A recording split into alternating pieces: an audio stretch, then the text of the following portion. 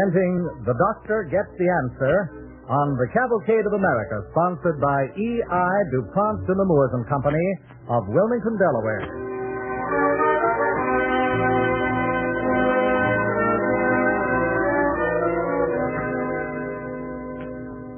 There's a hint of fall in the air. And before we begin our play tonight, here's a hint for you. It's DuPont Speed Easy Wall Finish.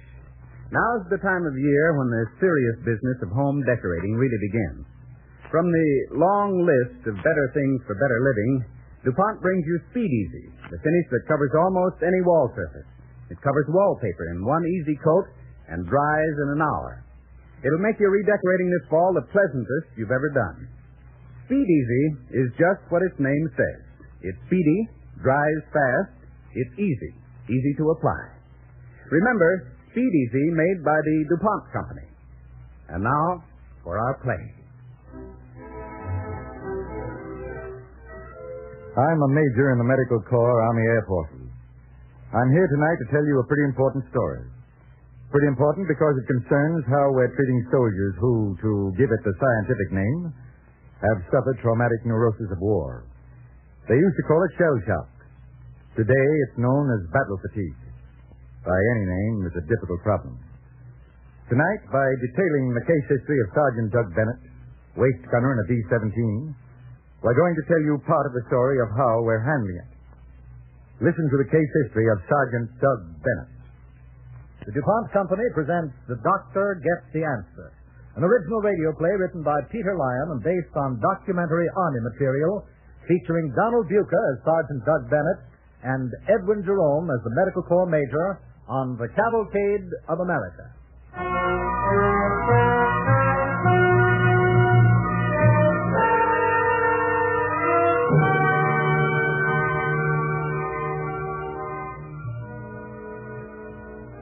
You are a privileged visitor to an Army Air Forces hospital, where the convalescent training program has been going on for some time, year and a half or so.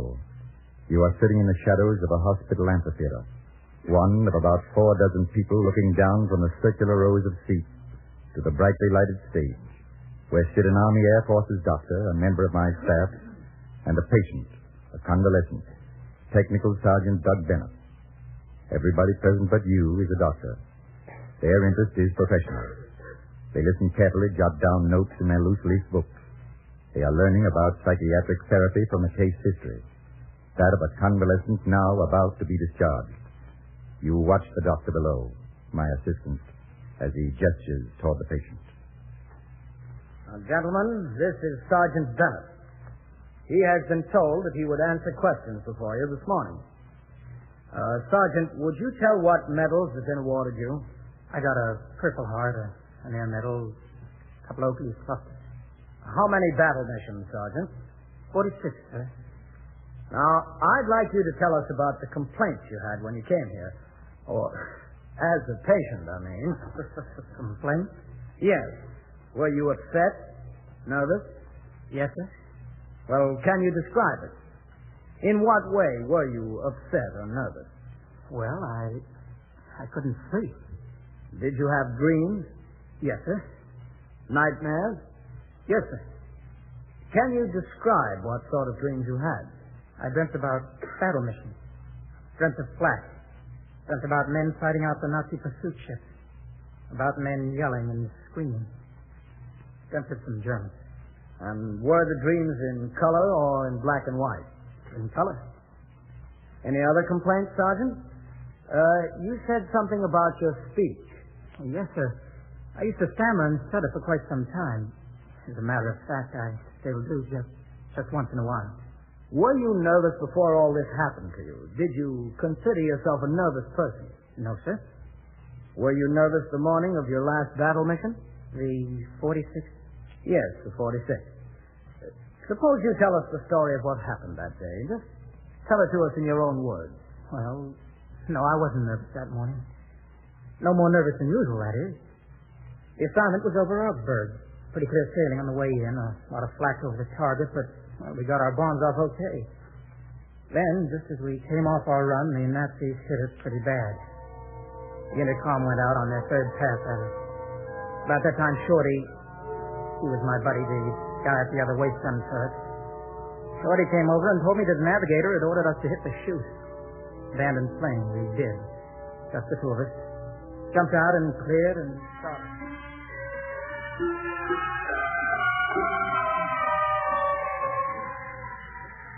Shorty! Shorty, can you hear me? Shorty! Shorty, swing your troops and go! Keep shooting at you! Shorty, look out!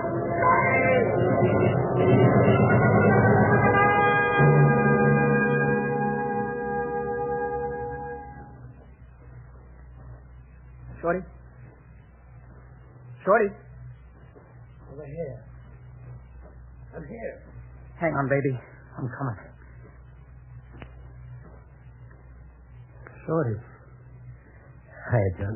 That cross lassie got you. You're hurt, kid. Where are we, Doug? Have you got any idea? Yeah. They were in Germany. It's after 1 o'clock, unless the time belt is different here. My watch says 1:20. Germany.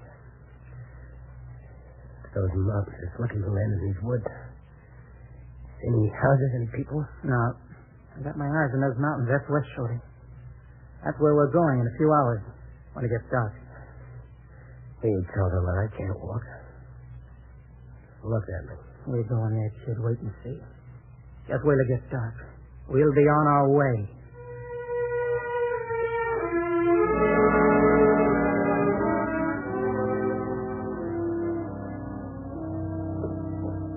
Just hang on, Shorty. Keep your hands locked, kid. We'll be there. You're cold. You're cold, Shorty.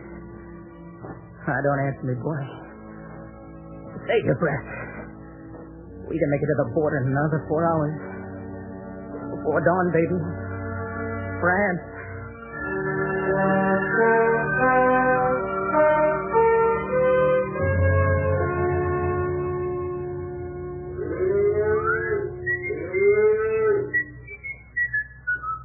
Hey, you. Get up.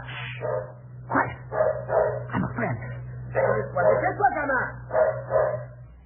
Alors, qui êtes-vous?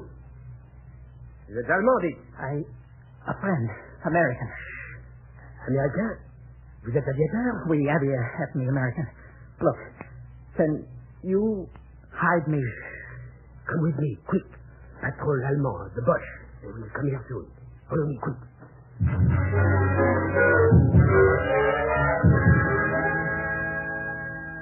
Here, food, and here, money. The money is not so valuable as the food. When you get to the next town, go to this address. They will be good to you. How far away is that? 32 kilometers. Keep off the roads. Travel only at night.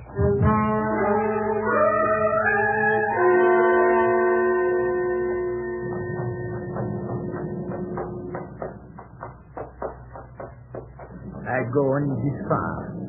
From here, you will have to go by yourself. I understand. You have hunger? Well, that's one way to say it. Under the blanket. Here comes a motorcycle.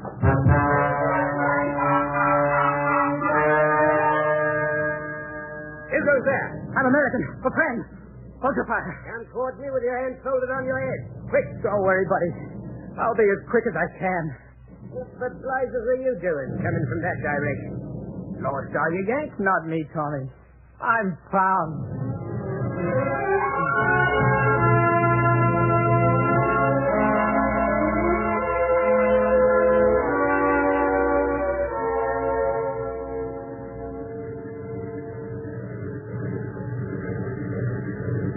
CFC, Warren Monroe. Check. Concussion, shock, severe shrapnel wounds. Right. Lieutenant James Condon. Check. Multiple facial wounds, shock, blindness. Right. Sergeant Douglas Bennett. He looks okay.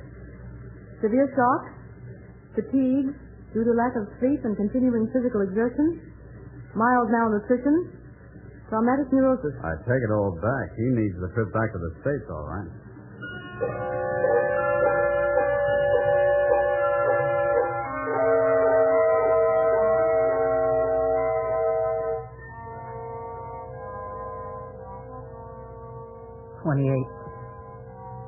still comes out 28.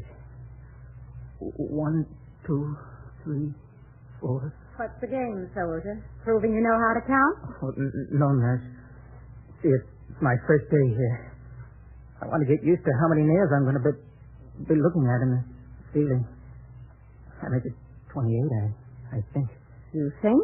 Well, the trouble is that when I get tired, I get this dizzy double vision. See, you see, nurse, I'm not sure. There may be less than 28. They're 28, all right. I know. Only they're hooks, not nails. What you got there? Plane models. 28 of them. They're going to hang them up on those hooks and let you do a little home course in plane identification. Okay? Sure, nurse. Better than just plain nails, I guess.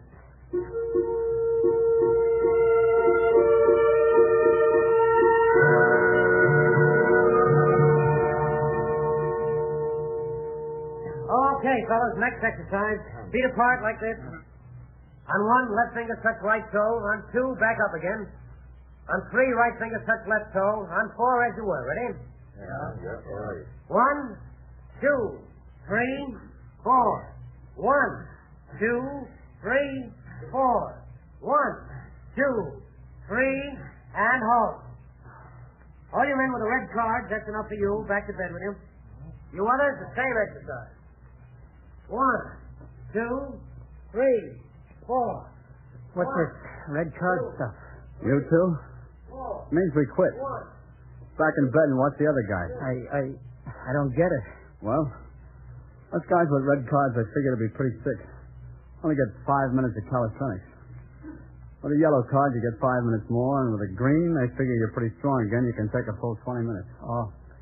You and me, we're sick. Yeah. And after they finish those exercises. Training, Phil? Pretty good sometimes. Lectures.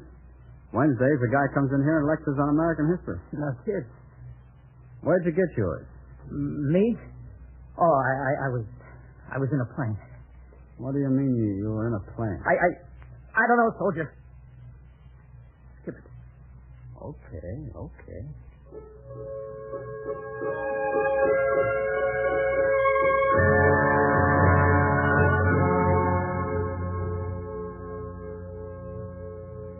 Right in there, soldier. Go right in. The doctor's waiting. Okay. Sergeant Bennett, sir. The nurse told me. Why, sure. Sit down, Sergeant. How are you? Pretty good, sir. You can skip the sir while you're here with me, Sergeant. Relax. You look a little tense. Nurse tells me you've been crying at night. I don't know why, sir. Nothing to be ashamed of, son. You dream much? Yes, sir. Bad. And you look a lot better than when you got here. Oh, they keep me busy here. All the lectures and learning a lot of new stuff. Can you remember what your dreams were about? Any of them repeat themselves? There's one, sir. Tell me about it. Oh, it's not even when I'm asleep. At least I don't think it is. See, sir, that's what makes it worse.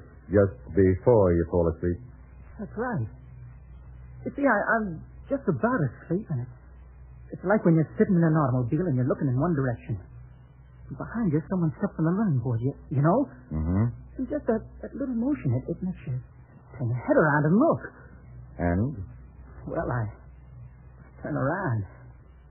And there behind me, there's 2 Germans. Nazis with a swastika and all. They got knives in their belts and they're each holding an open knife in their hands.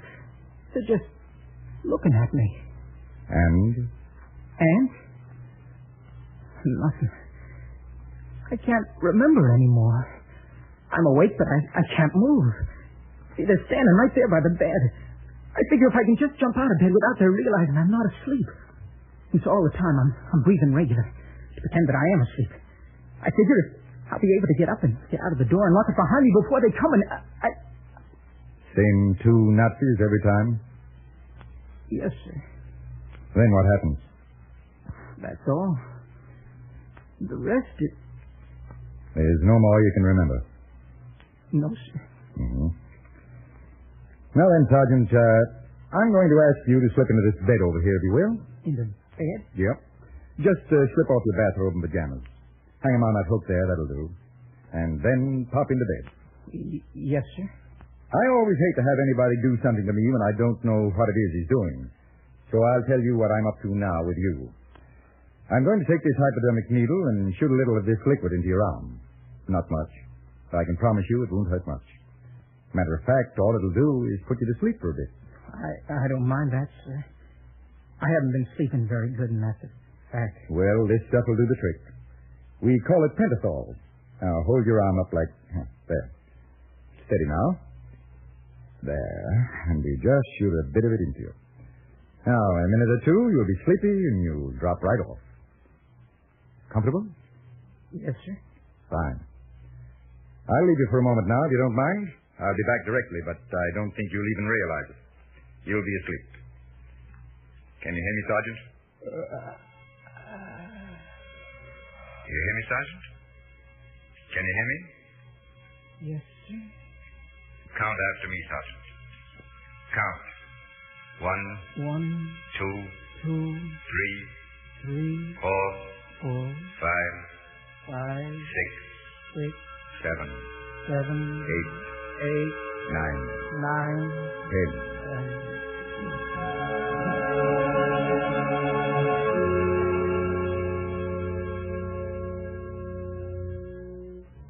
You are listening to The Doctor Gets the Answer, featuring Donald Buca as Sergeant Doug Bennett and Edwin Jerome as the Medical Corps Major on the Cavalcade of America, sponsored by E.I. DuPont and the Moores & Company of Wilmington, Delaware, makers of better things for better living through chemistry.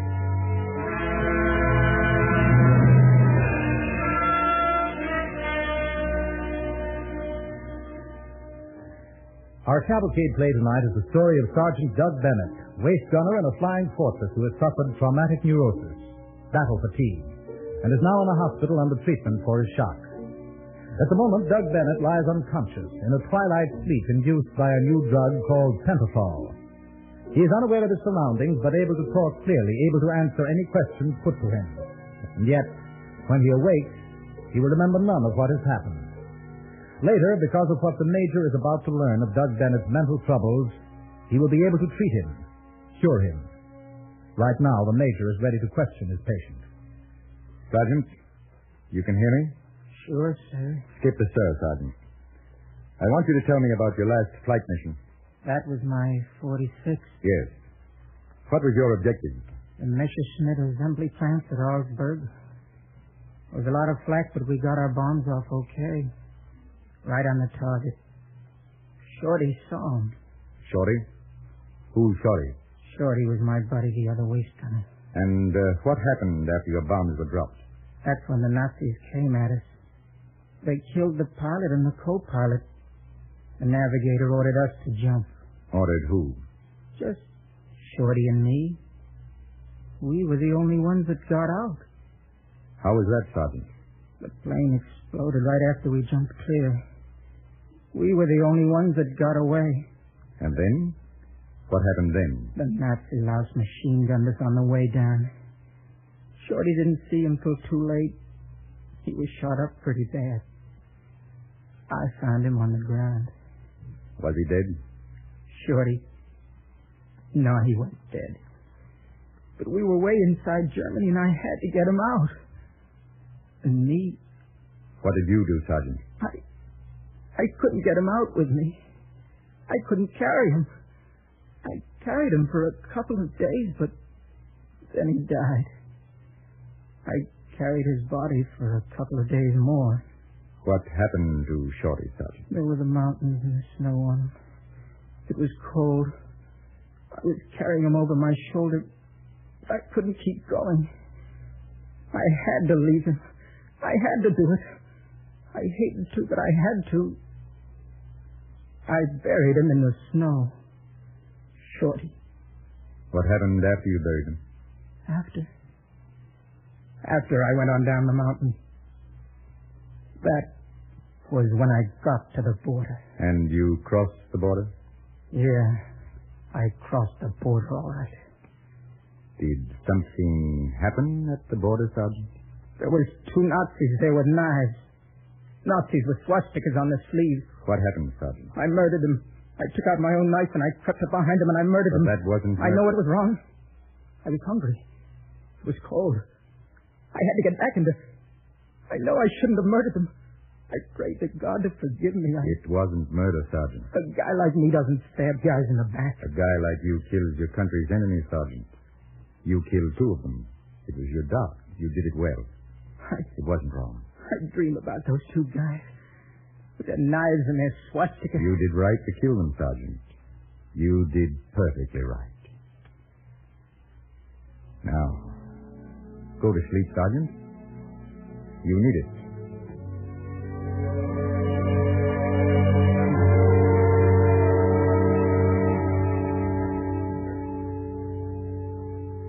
And now you sit, a privileged visitor, watching the face of young Technical Sergeant Doug Bennett as he sits in a hospital amphitheater in his maroon GI bathrobe, talking to a medical officer before a still audience of some 4 doctors, all taking notes in their notebooks. Now he has finished the story of his rehabilitation. The officer puts in one more question. By and large, you feel better now, do you, Sergeant? Me? Oh, I feel fine, sir. Fine.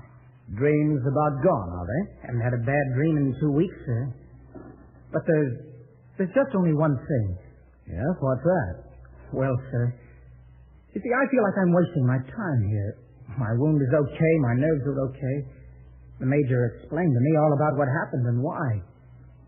And I feel like it's all over with. Well, we're glad that you feel that way. Yes, sir. But now, well, Thinking about getting yourself a job, Sergeant? In a way, yes, sir.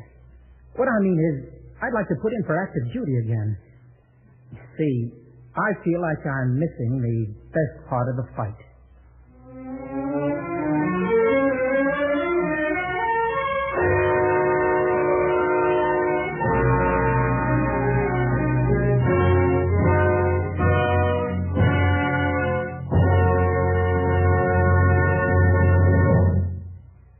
Thank you, Donald Bucher, Edwin Jerome, and members of the Cavalcade cast. Now, here is Ted Pearson speaking for the DuPont Company to tell you of an interesting way chemistry is helping to preserve and increase the nation's fruit crop. Around this time of year in many parts of the country, you see apple and pear trees colorful with fruit. And you may have noticed some on the ground. This fruit on the ground, pre-harvest drop as it's called, represents a loss of several $1 million a year to fruit growers. Fruit that stays on the tree until the proper stage of maturity is larger, tastier, and generally of better color. The problem is how to keep the fruit on the tree until just the right time to harvest, how to keep it from falling. This problem has now been solved by chemistry. Several years ago, scientists of the United States Department of Agriculture found that holly treated with naphthalene acetic acid did not shed as readily as untreated holly. This led them to try it for preventing the dropping of apples. Only a few apples dropped from the sprayed trees. Under the trees they didn't spray, the ground was covered with fallen fruit. So, the DuPont Company and several other chemical manufacturers went to work to make commercial sprays. Again this year, many thousands of acres of apples and pears will be sprayed or dusted with DuPont Parmone. Certain experiment station horticulturists report that apples treated with DuPont Parmone and harvested 8 days later are heavier, have better color, taste better, and keep longer. Apples and pears fall because of the chemical change resulting in the breakdown of a layer of cells in the stems. Parmone acts chemically to retard these changes. Its action is so potent that 4 grams of it make 100 gallons of spray. Because of Parmone, growers will be able to use their labor more effectively this fall, an important gain at a time when labor is so scarce. Much more fruit and of a better quality is added to our national fruit supply. Parmone synthetic hormone spray and Parmone dust are products of the DuPont Company, maker of better things for better living through chemistry.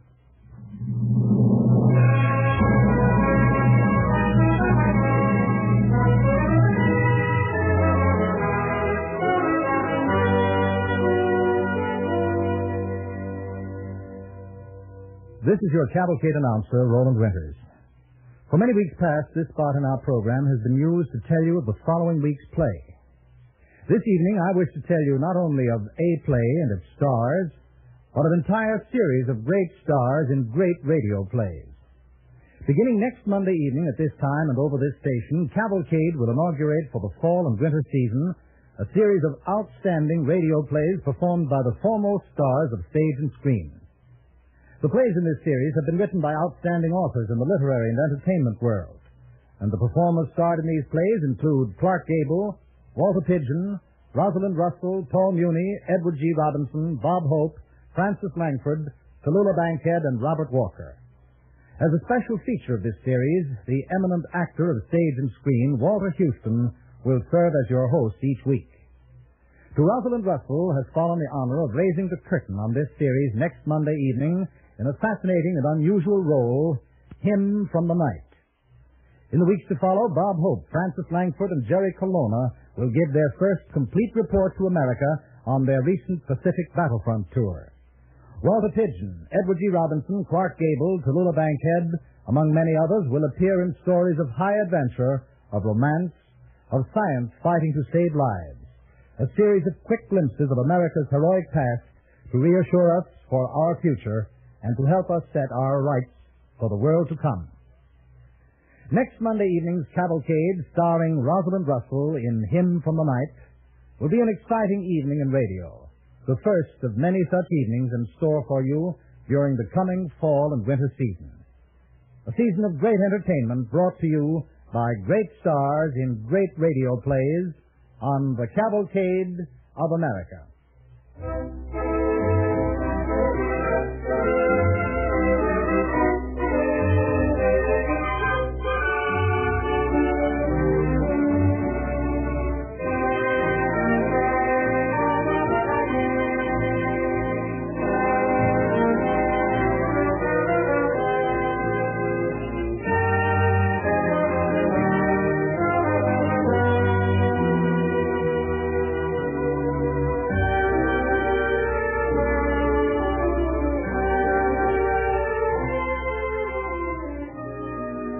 The orchestra and musical score this evening were under the direction of Donald Voorhees. This is Roland Winters sending best wishes from Cavalcade sponsor, E.I. DuPont Cinemours and Company of Wilmington, Delaware.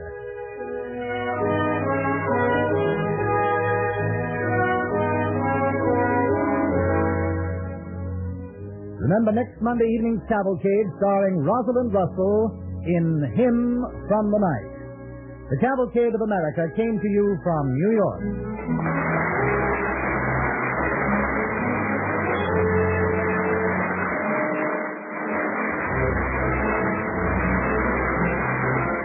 This is the National Broadcasting Company.